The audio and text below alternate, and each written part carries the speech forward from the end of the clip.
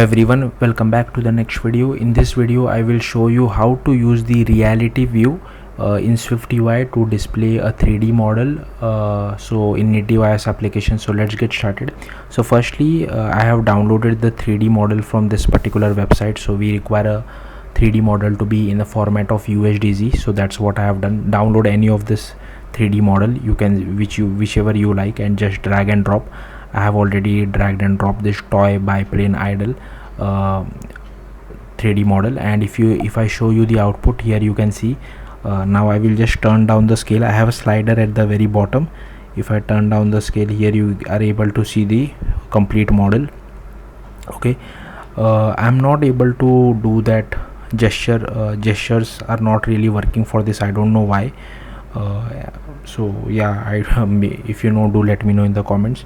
So yeah, that's what this is all about. So let's see the code. So it's pretty simple. Once you have drag and drop your 3D model, all I have done is that I have imported reality kit. Here I have taken this scale variable if you want to change the scale, otherwise you can ignore this. I have taken this reality view, and here I am passing the name of our 3D model. So this is the name of our 3D model. I am adding it using the content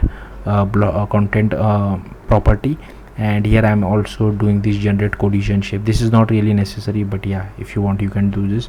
And here we are updating our scale. This is the placeholder, so in case if your 3D model takes some time to load, we can display at least this progress view, or you can create your own SwiftUI view and use it over here. This is the gesture. I don't know why the gesture is not working. So even if I click on it, nothing is really happening.